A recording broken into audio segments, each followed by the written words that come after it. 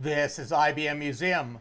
There is also, in addition to the three processes I go through to document a particular adapter, as I did in a previous video, there's also a fourth process that I do as well for some adapters. And I actually started that one early on. And that is a matter of going through if there is any EPROMs that are on a board. And for this one, I just grabbed off as a good demonstration. I've already gone through and worked with these style adapters. I'll give a link to kind of what I've discovered. And even for this one I grabbed, I think this was the one that these are the ROM BIOS extension EPROMs here for this ESDI controller, microchannel, 16-bit, that was on some of the later Model 60s and the low-end Model 80s as well, as a controller for those full-sized ESDI drives that could be put in the big bays of those towers. And these are socketed. When I saw this adapter before, at least this is the latest version of these EPROMs. You can't replace them easily without desoldering them, and normally these would be in sockets. But this is the primary area that I'm interested in demonstrating and get up to the point. And this is actually the microcode for the controller chip of one of these. Is going to be probably this over here. It's going to be like a 8032 microcontroller or something like that. And I can look on the diagram page. But there were different versions, and IBM actually did go through and release bug fix EPROMs for this, and documented very well some of the issues you could have in particular combinations of the ESDI drives and the various versions of this EPROM microcode. So I've already done this one as well, the microcode, but I want to go through and demonstrate that. I am on the I have my little XP system here, my little tweener system, and on just about all my systems I do have where I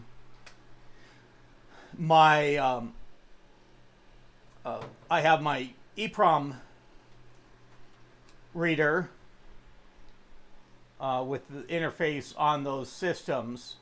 And this is just where very, very versatile. I mean, this of course is of Chinese manufacturer, but there's a lot of people out there that use this and recommend it.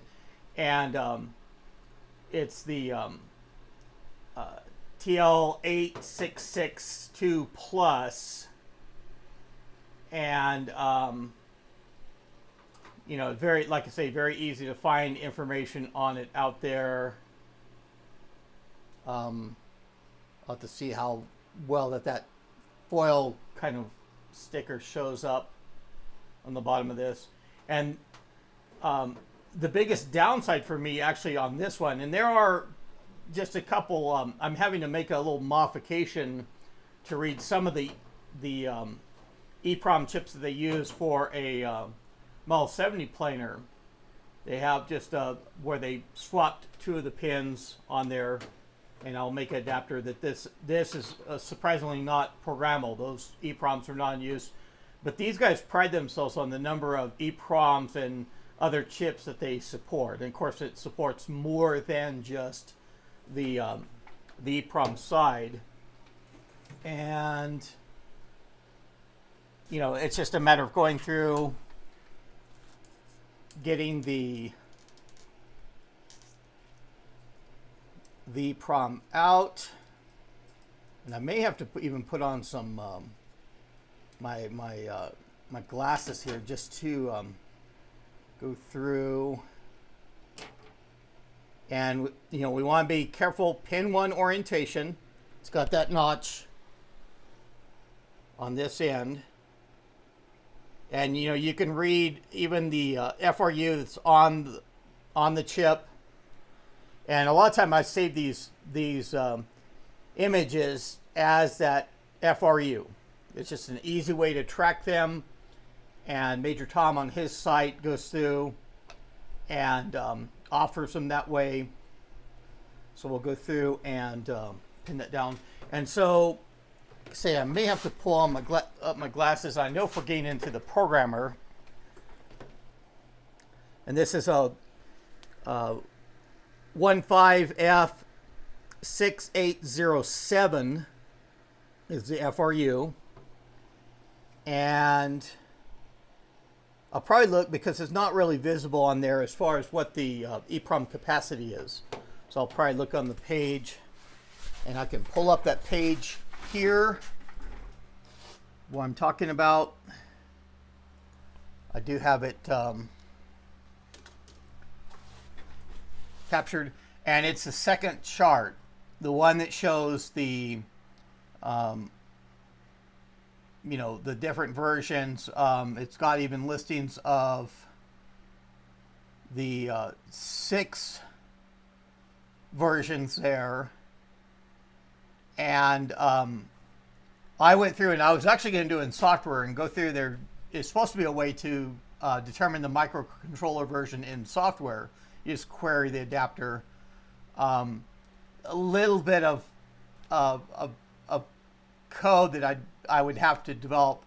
And I tried for little testings, and I never really got anywhere with it. It wasn't reading what I wanted to correctly. And I found I just read the EPROM, and it told me right up front on what version it was. And I had, I did have 4 of these versions straight off anyway. And I have not located 2 of the FRUs I know are out there. They're identified by IBM, and I have what those are with the order that IBM listed them in probably the microcontroller versions. And in reality, this one of this board that I have back here, it has an older version, as we read out there, the 15F. I think we saw the 6807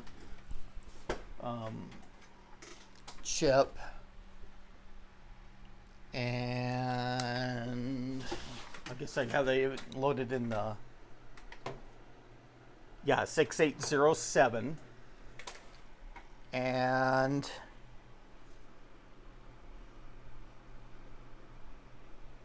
yeah, this looks like it's an 8031 for the microcontroller that's there on the chip, and that's just the code that basically runs that chip, that microcontroller.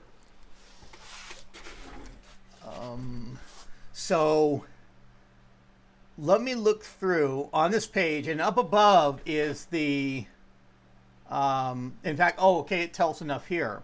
It's an EPROM 27128 EPROM, and so that tells me what I need to know when I set up my EPROM reader to go through and record that. And the chart that's up above, that's actually the ROMBOS extension in the 2 chips, and they're also the 27128 EPROM. And as I say, and there's 2 versions of those that I've found out there in the wild, and I've got the dates listed there. And thankfully, on that adapter I have here on the bench, even though those chips are socketed, those are that later version, that the 5th of June, 1987. And this is in, it is laid out in I guess, US format for the dates of that earlier chart, and not written out like we have that lower chart. Is probably the better way, or to avoid confusion of mixing up the month and day. And because clearly 0211/87, meaning 1987, of course, is earlier than 06/05 of 1987. So in this, it's very easy to see that, but we probably need to get those spelled out a little bit more. So I'm going to go through, let's go through and we can hide. I don't need to go through, well, actually, let's go through and interact with this page a little bit, because it does show below that for the versions of what issues they could cause, and these are announcements from IBM. And so it goes through to where having the latest version, which we have cached away, you're not going to typically burn an EPROM with those older firmware images if you can have the latest version to upgrade your board. But I did go through and I've cached those, I've archived those for study, for research sake. And but that talks there, shows the announcements, and I'll provide a link to this page in the video description, just as a quick way to show what I'm talking about for these different EPROM versions of microcode. And I mean, that's the reason we document this stuff, as well as try and archive these EPROMs, is so that you can have a system with the latest ROM BIOS on it, or an adapter that has the latest microcode or a ROM extension, if there are multiple versions to with this EPROM programmer. You can order EPROMs and you can program them up. I did send, and it's probably been a month or two back, I sent an EPROM of this latest version to someone. They didn't have access to an EPROM programmer right off, and I had to order the chips, which cost a little bit of the delay, the EPROM chips, and receive them in, program one up, and sent it to him. He's the guy that sent me that nice IBM cap in return, black with the nice chrome lettering of IBM on the front. And thank you, Mike McBride, for that. I enjoy that gift.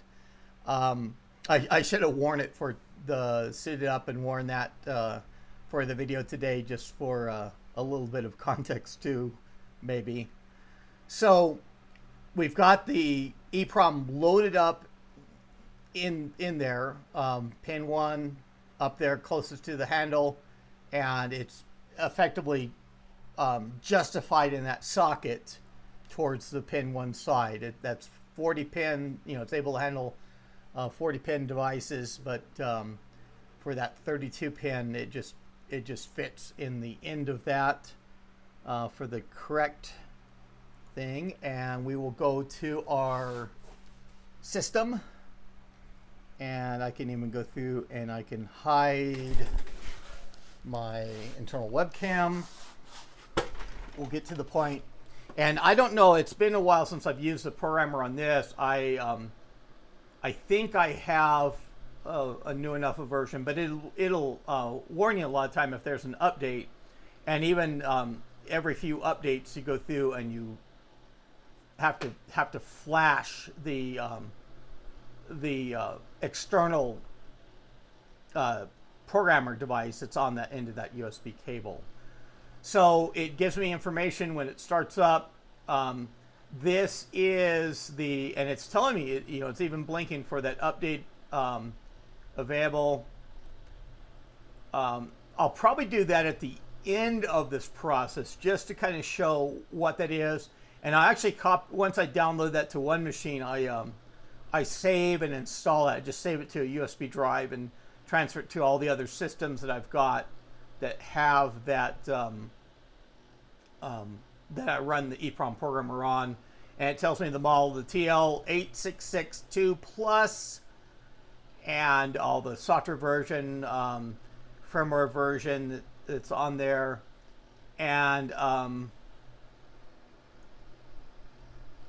thought this would be like oh yeah, it's a version 11. They finally stepped into version 11 after being 10 point, all the 10 point versions that I had as I was going through and working with things. So this is the just the interface here. It gives you the text over on the right about the programmer connected, detects it, detects what it is, the USB speed mode. I'm on USB 2, which it's able to do for that device. It doesn't require you to have the USB 3 faster interface. And this is currently set for 27C 1024 in a 40-pin package. So the first thing I'll need to do is actually go through and it always has the last device and the that you used in there, and selecting. I think that's this is probably an AMD EPROM under there, but this is just generic enough that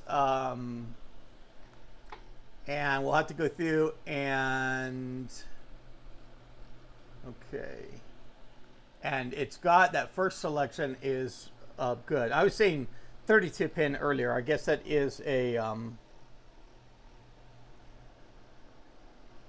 maybe that's just a 28 pin dip for that size. So we're going to go through and we're going to select that. Okay. I don't know why it still has the fields identified over this way on the left. And we're going to go through and actually, we're sure in the pin detect and check ID, I think that's some other devices. We're going to go through and uncheck those. And let's go through and try and read that EPROM. And it gives an indication of how that should be loaded in the socket, in that 0 insertion for socket. And we're going to go through and read. The read finished. We, in this case, you click on the back button to close out of that.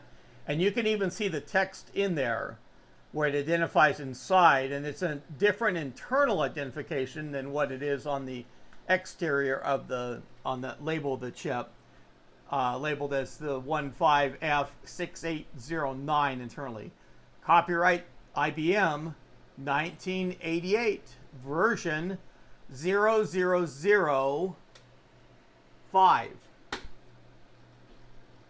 Date of the it's a January for the month 01 13. There's not 13 months in the year.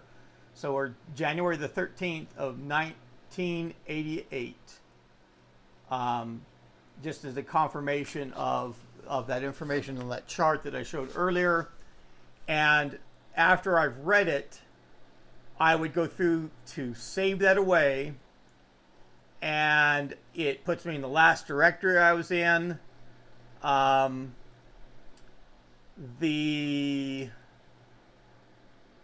I'm in for a lot of the EPROMs of the systems. I don't know if I did the ESDI.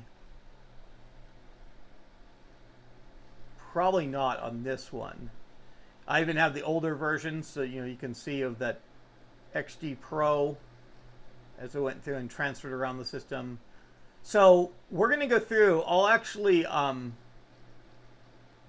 get back in that EPROM directory because we're going to save this. We're going to create a new directory of ESDI,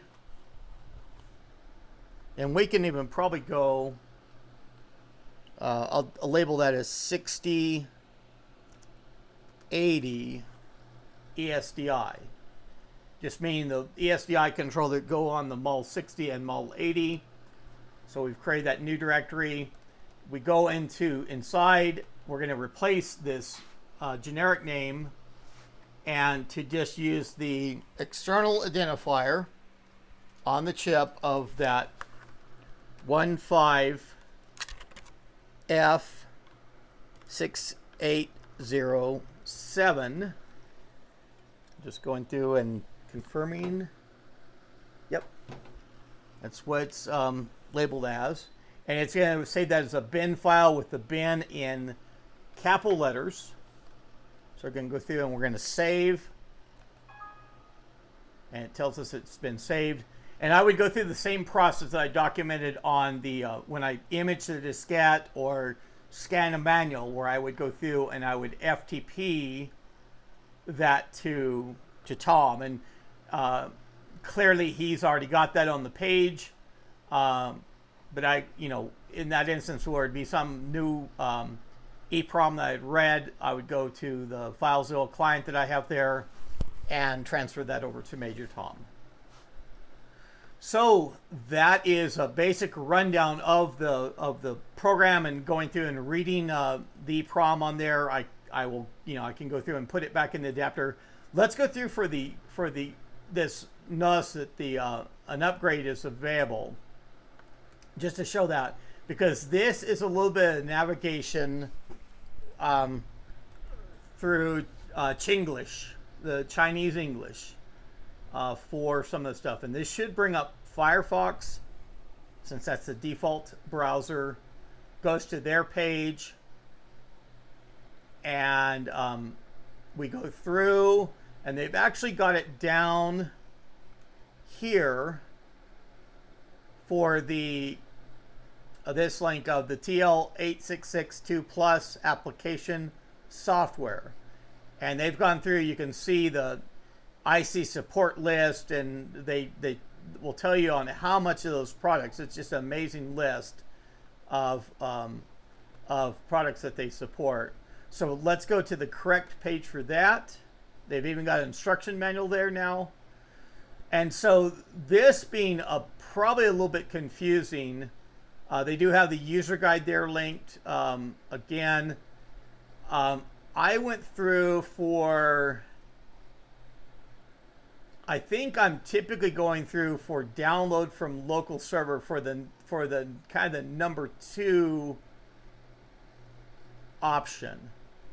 To me, worked the best. The other one's in probably a domain that's in China, and then it's a save file for the Firefox, and it looks like it's a version of 11.20 now, and that is in the RAR format. So I'll have to use and this for the transfer, probably just the file sizes is not all that big, but the servers that they have this stuff hosted on takes some time. It's saying still 2 minutes over the connection I have, which is typically decent enough for internet traffic otherwise. And so I might just go through and I'm to pause this as it goes through, telling us a minute, and we're getting close to a minute remaining. And I'll be right back once this downloads. Okay, so we are complete in our download. We're going to go to that folder, and it has that highlighted image. I'm actually going to just copy that to a location that I want to have it in. And we can still go up. Okay, so we'll probably create a new directory the same way. We've got even that XG Pro 11. I've got the files in order. I don't know what version. That was probably the first version I put on. So we're going to go through. We will create a new folder, and we're going to call that XG Pro 11.20. Okay. And we will go through and to paste that file within here. Now this is an RAR file. It's not like a self-extracting zip file or anything else on this level machine that could otherwise open that. And I'm going to go through and I'm going to close out of the XG Pro program, and we will go through for, I should have, probably, I don't look, it doesn't look like I have a shortcut on the, oh, I've got 7-zip here, and not even necessarily WinZip or anything like that. I've got 7-zip, and 7-zip is a nice freeware application. So we're going to go through. Let's go up the steps until we get to where we saved that file. We're going to go through and extract, and that has the current selected directory as a point of extraction. It's just a setup program. Okay, so we've gone through and extracted that. Pretty conventional Windows stuff here. To go through to that directory, we've now got the setup program. Okay, and we're going to go through. You could go through and read all that text, all that, and they do pretty good English there. But that's the right directory that we want. That's what we've used in the prior installation routines.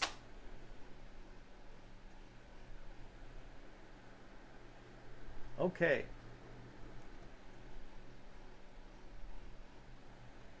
We'll go through, and it tells us and this is for the USB driver, that we're already using the best device driver for it.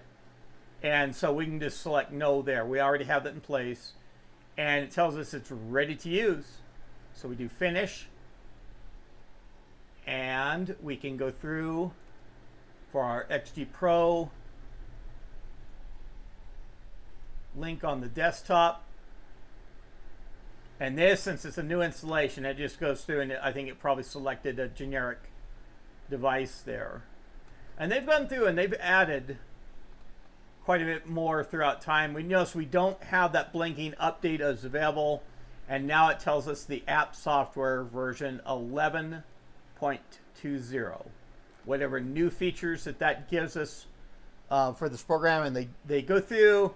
That was one of the factors that was kind of the irritation, that they'd always update this thing, and sometimes if you get too many versions behind, it would actually go through and it would lock where you couldn't use the program at all. So we even went through, and besides getting the contents of that EPROM, we went through to update the application software on the system. I've got that saved away now to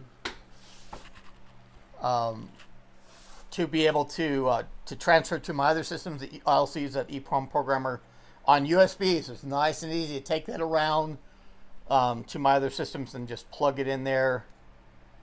And the last thing we'll do is to get this EPROM that we read in the correct positioning, pin, making sure that we're on pin 1 correctly, and getting that seated in the socket. So this adapter, and if I went to go through and use this adapter, I mean, I'd probably do the same thing where I would burn the latest version to that for having that adapter in use. But it's nice to have that add those 4 different versions. So, but if you enjoyed this content of this 4th process that I do for the adapters that do have those EPROMs or other where I pull the chip and read, I do that for, of course, the PS2 planars and things like that too, to read them the same way and have that indexed in a a nice thing. Major Tom has gone through and he's done the chart of what I and others have archived of all those system ROM images. And I'll have to go over that at some point, do a video and show that. There's a few other systems I've got to get through and have the ability to read for that to populate that chart even further. But that is all I have for now. You know, subscribe to my channel if you are not already. If you really like to see content like this, it's appreciated. I finally want to do a first time, it's kind of a call out to my supporters on Patreon too. I've got 3 individuals. It was one for a good long time.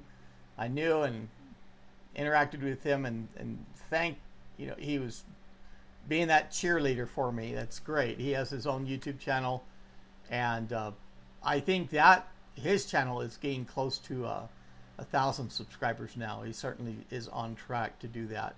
You can start making those YouTube announcements and things like that. But he's always tried to pull me along, kind of for his behind him and for me to get subscribers as well. So recommend this to your friends. I'll link a channel to Retro Chris's. I'll have a link to Retro Chris's YouTube channel in the video description here too, just to show how grateful I am for having him along and encourage me so much, and even going through that being a monetary aspect that he's going through, and that does help. But that is all I have for now. This is IBM Museum. Thank you.